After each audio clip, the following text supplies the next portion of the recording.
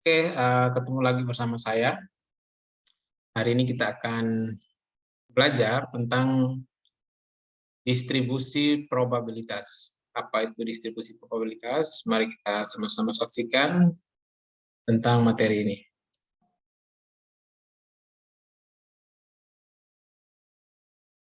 Ya, kunci aplikasi probabilitas dalam statistik adalah memperkirakan terjadinya peluang atau probabilitas yang dihubungkan dengan terjadinya peristiwa tersebut dalam beberapa keadaan. Jadi biasanya dalam beberapa keadaan terjadi dalam waktu bersamaan, dan kemungkinan kita diminta untuk menghitung atau memperkirakan terjadinya peluang yang mungkin saja timbul ya. Nah, itu maksudnya distribusi probabilitas. Jika kita mengetahui keseluruhan probabilitas dari kemungkinan outcome yang terjadi, seluruh probabilitas kejadian tersebut akan membentuk satu distribusi, yaitu dengan kita sebut distribusi probabilitas. Saya menyampaikan poin-poin pentingnya saja. Dalam teori probabilitas atau distribusi probabilitas dikenal ada 3 jenis ya pendekatan yang akan saya coba kita diskusikan atau kita sama-sama perhatikan. Yang pertama adalah distribusi binomial atau kita sebut dengan distribusi Bernoulli. Yang kedua adalah distribusi multinomial. Dan yang ketiga adalah distribusi normal atau distribusi Gauss. Nah, ini Bernoulli ini berdasarkan nama penemunya. Ya, dia menemukan tentang distribusi binomial, sedangkan Gauss ada nama penemunya juga menemukan tentang distribusi normal. Mari kita lihat perbedaan dari ketiga jenis distribusi ini dalam teori probabilitas. Nah, untuk distribusi binomial merupakan distribusi probabilitas diskrit yang paling banyak digunakan di segala bidang. Ya, karena kalau binomial artinya dia menggunakan pendekatan dua hasil atau dua kejadian. Nah, yang berikutnya adalah menggambarkan fenomena dengan dua hasil atau outcome. Contohnya peluang sukses atau gagal. Hasil pengobatannya sembuh atau gagal atau tidak, sehat atau sakit, atau mungkin naik atau turun. Nah, ini ada berbagai pendekatan dengan pendekatan binomial. Ditemukan oleh seorang ahli matematika dari Inggris yang bernama Jacob Bernoulli, sehingga dikenal juga sebagai distribusi Bernoulli. Jadi distribusi binomial disebut juga dengan distribusi Bernoulli sesuai nama penemunya. Ada 3 syarat yang harus dipenuhi untuk menggunakan distribusi binomial.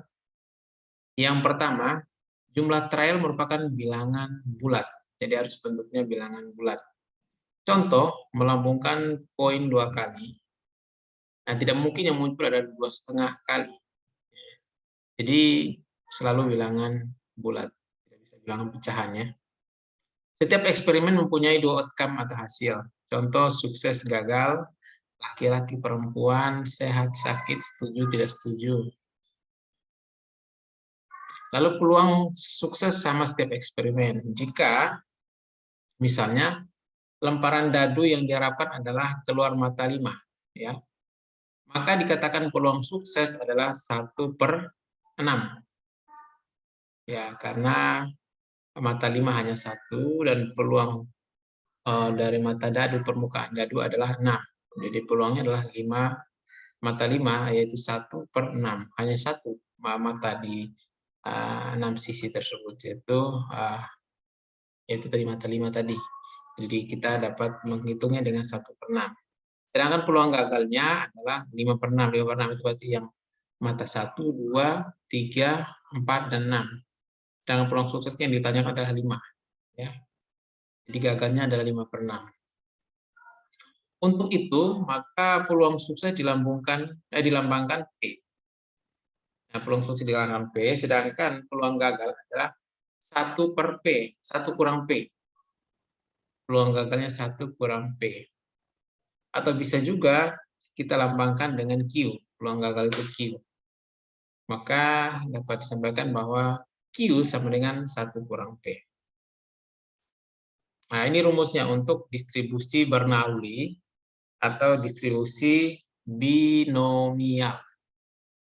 Ya, di mana P kita lambangkan dengan probabilitas yang diinginkan atau peluang yang diinginkan. Q adalah peluang gagal, yaitu 1 kurang P. N banyaknya peristiwa, dan R jumlah sukses yang diinginkan. Nah, satu lagi, tanda seru. Ini ada tanda seru ya. Ini namanya dibaca dengan faktorial. Faktorial. Nah, ini saat faktorial. R faktorial. Berarti P sama dengan N faktorial dibagi R faktorial dikali N kurang R, hasilnya difaktorialkan. Lalu selanjutnya P pangkat R dikali Q pangkat N kurang R, di mana N sama dengan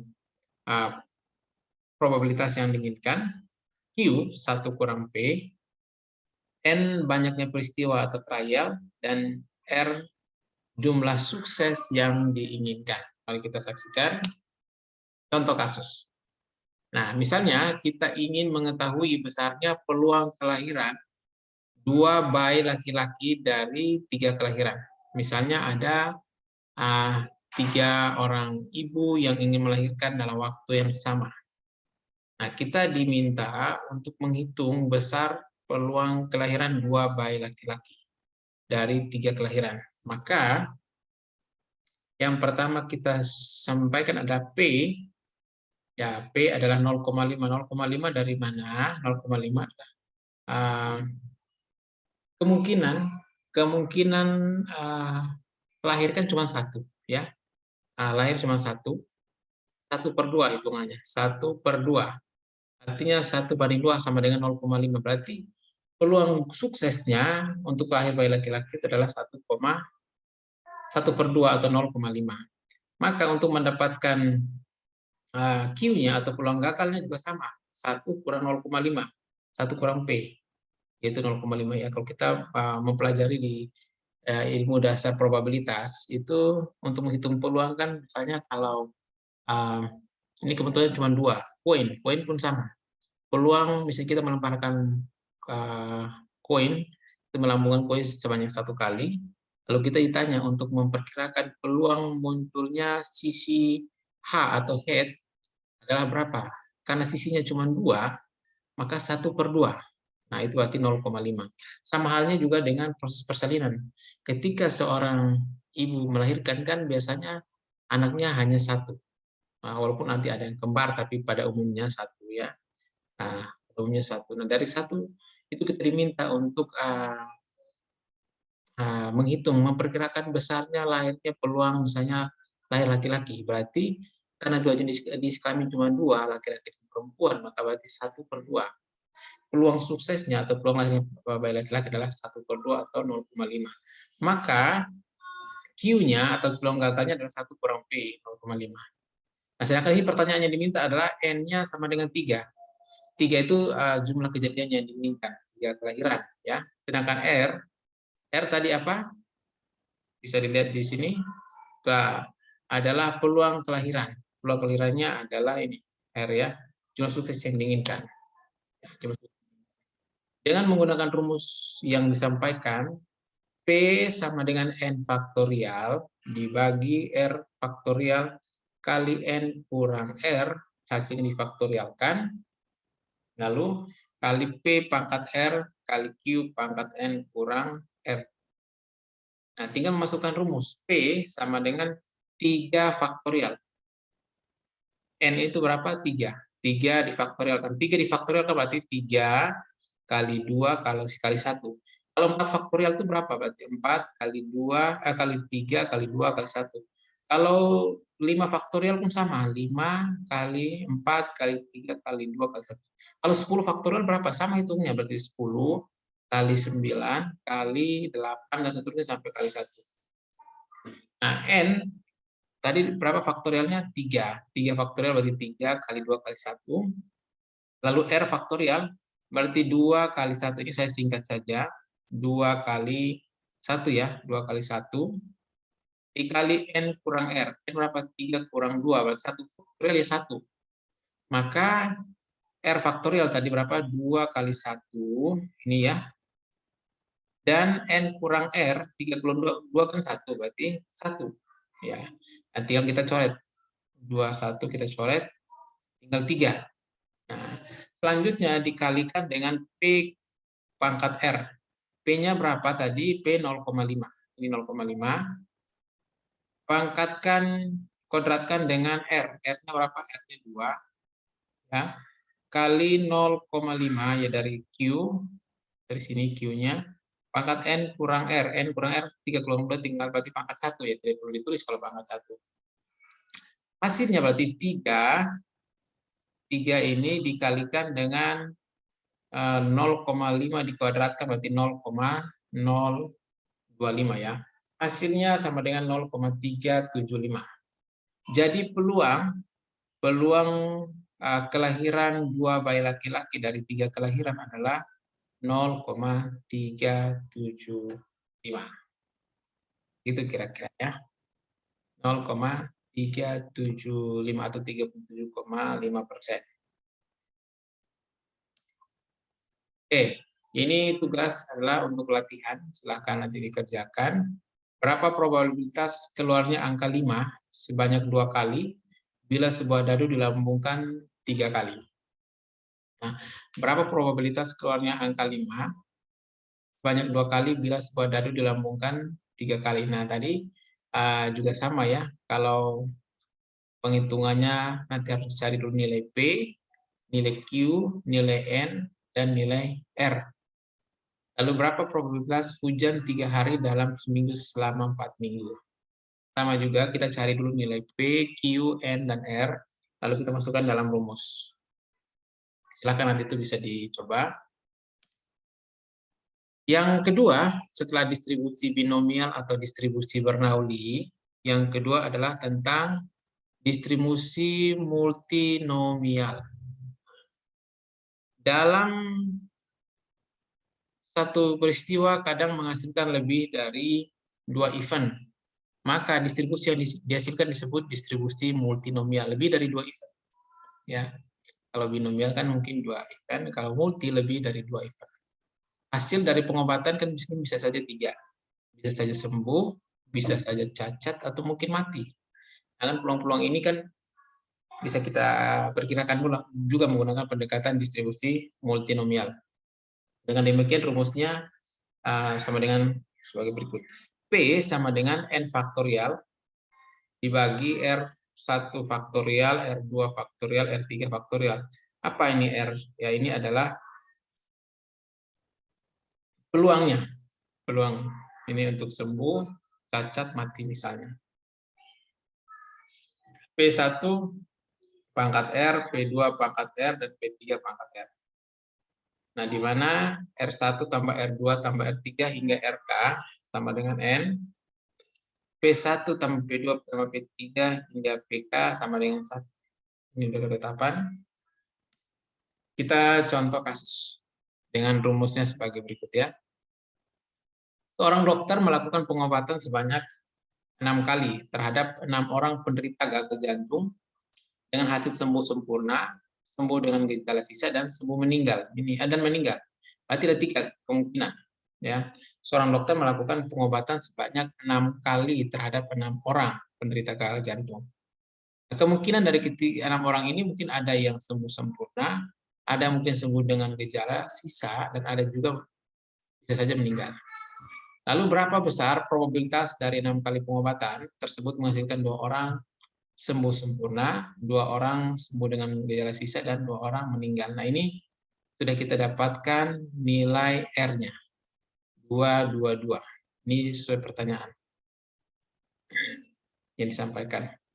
Lalu berapa nilai probabilitasnya? Kita sesuaikan dengan rumus tadi. P sama dengan N faktorial dibagi R1 faktorial, R2 faktorial, R3 faktorial. Dikali P1 pangkat R1 P2, ini maaf, ini maksudnya P2 pangkat R2 dan P3 pangkat R3. Selanjutnya, kita masukkan berapa nilai P? Nilai P-nya adalah 2/6. 2/6 sama juga dengan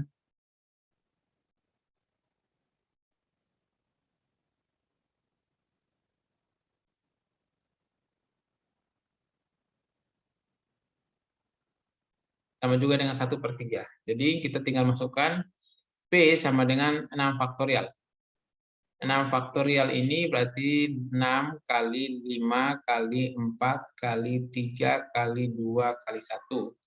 Dibagi dengan R1 faktorial, ini 2 orang sembuh sempurna, 2 orang sembuh dengan jalan sisa, dan 2 orang meninggal, berarti 2, 2, 2. 2 faktorial berarti 2 kali 1, ini 2 kali 1, ini 2 kali 1. Hasilnya sama, tetap 2 ya. Lalu dikalikan 1/3 kuadrat. Sesuai dengan ini, R-nya adalah 2. R1, R2, R3 ya. 2, 2, 2. Nah, hasilnya ketika dikalikan, maka hasilnya adalah 0,123 atau sama juga dengan 12,3%. Jadi, berapa besar probabilitas dari 6 kali pengobatan tersebut menghasilkan 2 orang sembuh sempurna, 2 orang sembuh dengan gejala sisa, dan 2 orang meninggal? Hasilnya adalah 12,3%. Lalu yang ketiga adalah distribusi normal. Nah, distribusi normal ini merupakan distribusi probabilitas dengan variabel kontinu atau numerik. Pertama kali diuraikan oleh Abraham de Moivre dan dipopulerkan oleh Carl Friedrich Gauss, sehingga percobaannya disebut juga dengan distribusi Gauss. Bila percobaan dilakukan berulang-ulang, yang paling sering muncul adalah nilai rata-rata. Penyimpangan dari nilai rata-rata atau error makin sedikit, akan terbentuk distribusi yang simetris, yang kita sebut juga dengan distribusi normal. Artinya nanti antara nilai min, median, dan modus terletak pada titik yang sama. Nah, ini ya ciri-ciri distribusi normal ya, disusun dari variabel random continue, nilai min, median, dan modus berada pada titik yang sama. Nah, ketika nanti Anda pernah melihat grafik seperti ini, ya sumbu Y yang sifatnya vertikal dan sumbu X yang sifatnya horizontal. Nah, biasanya kurvanya seperti ini, kurva normal. Kurva normal bentuknya seperti ini ya. Jadi ada puncak tertinggi, dia akan mengalami penurunan. Nah, distribusi angka akan naik mencapai titik tertinggi, dan ketika mencapai titik tertinggi dia akan mengalami penurunan. Ini sama halnya dengan fenomena kehidupan manusia ya, semua akan mencapai titik tertinggi dan dia akan juga kembali kepada titik nol ya, di mana titik terendah dalam kehidupan ketika awal mula-mula ya. Kita lihat. Nah, namun ada titik di mana di sana akan menjadi titik yang menunjukkan indikator nilai rata-rata atau min, median, dan modus berada pada titik yang sama di garis ini. Ya, nanti kita akan dalam pada materi selanjutnya, tapi ini saya kira bentuk kurva normalnya seperti ini. Ya, sumbu Y dan sumbu X, dan dia akan berada pada titik yang sama. Ini nilai min atau nilai rata-rata, nilai median, nilai yang paling sering muncul, dan nilai tengah, maaf, dan modus, nilai yang paling sering muncul. Nah, distribusi normal dan uji statistik. Dalam uji statistik, distribusi normal merupakan persyaratan yang dilakukan uji parametrik ya. Nah, jadi biasanya distribusi normal ini digunakan untuk statistik yang sifatnya parametrik. Artinya yang memang nanti bentuk data kajian kita itu semuanya numerik ya, angka-angka. Kalau kategori berarti kan bentuknya non parametrik.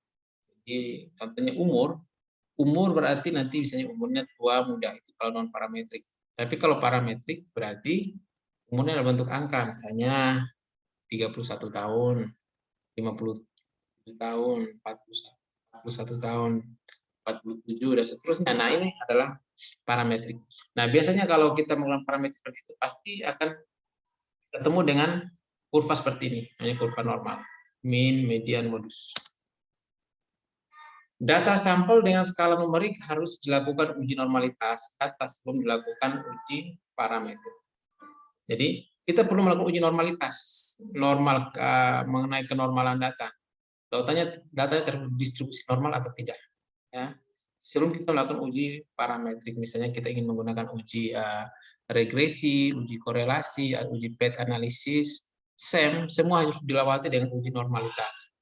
Jika datanya terdistribusi normal, maka kita bisa melanjutkan ke uji parametrik. Namun kalau datanya tidak terdistribusi normal, maka kita harus memilih uji non-parametrik. Contohnya uji chi-square, Fisher eksak, dan seterusnya.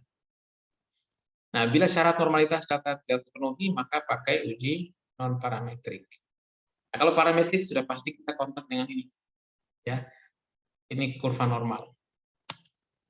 Oke, saya kira untuk sementara pengantar mengenai distribusi probabilitas adalah seperti yang saya sampaikan tadi. Ini ada kuis yang bisa dikerjakan untuk membantu kita memahami tentang bagaimana menghitung nilai mean, median, modus, nilai range, mean deviasi, varian, dan standar deviasi. Ya, untuk membantu Anda dalam memahami tentang central tendency maupun ukuran dispersi. Lalu yang kedua adalah hitung peluang kita mendapatkan orang yang berat badannya lebih dari 73 kg, kurang dari 59 kg, dan antara 49 sampai 73 kg. Oke. Terima kasih untuk kebersamaannya. Sekian dari saya. Sampai ketemu lagi dalam materi selanjutnya.